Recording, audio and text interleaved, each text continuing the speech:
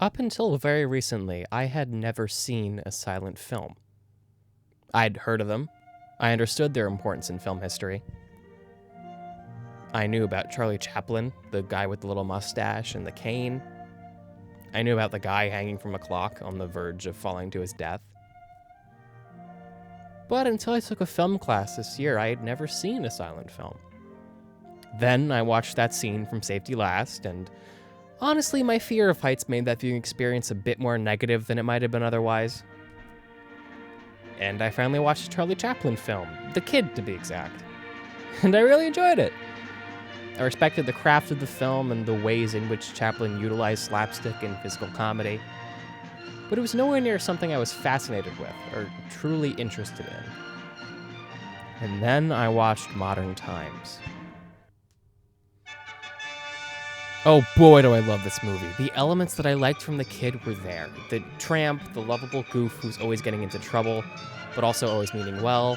The slapstick comedy is still there, with the timing and choreography still being wildly impressive. The emotional core is still there, switching out a child the tramp cares for with a woman the tramp wants to live a happy life with.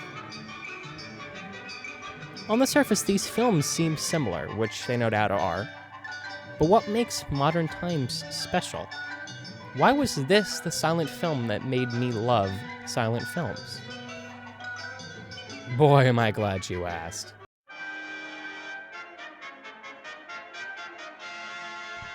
Every element of this film, from the score to the cinematography to the sets, are somewhat colder than what Chaplin made a reputation with. The machines in the factory are unfeeling, the general landscape shots are dreary. But there is still a heart to this film, none other than the tramp himself. Seemingly every frame he is in is full of life, from his hijinks on the assembly line to his many brushes with the law. And to me, the true emotional core of this film is his relationship with the gamin. The romance is just so sweet, innocent, and hopeful. They long for the American dream, a sturdy source of income, a beautiful house, and a steady lifestyle. Their ambition is unwavering and entirely infectious.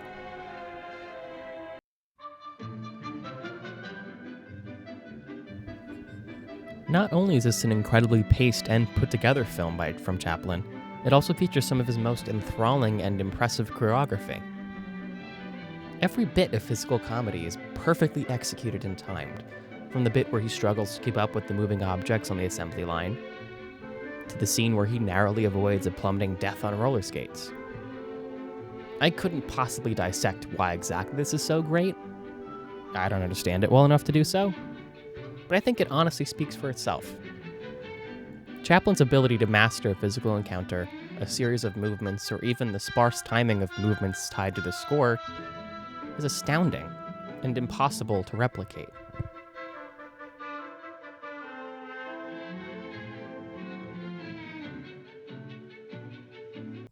Modern Times was released in February 1936. The film landscape had changed since Chaplin's previous feature, City Lights, which was released in 1931. Since the jazz singer introduced sound in 1927, silent films began to fade out. Once this new technology had made this advancement, audiences became conditioned to see talkies. So when Chaplin insisted the Tramp's final film be a, mostly, silent film, it was kind of a big deal. In many ways, this film represents the end of the silent era. Chaplin's tramp character was the icon of this era of film, and his final appearance marked the end of that era. He had been playing this character for 22 years. The tramp was present through the development of early film, and in 1936, it was finally time to let the character go. And what a way to send him off. The slapstick gags in here are simply iconic, with the rollerblading in the department store scene being one for the cinema history books. And the image of the tramp stuck in the machinery is another iconic image. But to discuss how this film is the end of an era, I want to take a look at another iconic image. The last frame of the movie. With the tramp and the gamin walking off arm in arm into an uncertain yet optimistic future. This in many ways symbolizes the transfer from silent film to talkies. The medium of film was evolving and changing into something totally new.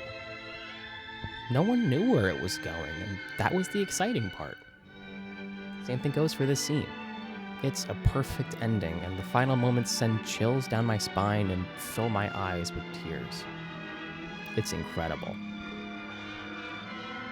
Plus, with this being the last traditional silent film, not only does this transition time period to cinema, the final dialogue card of this film is the final one in any proper silent film. And what does it say?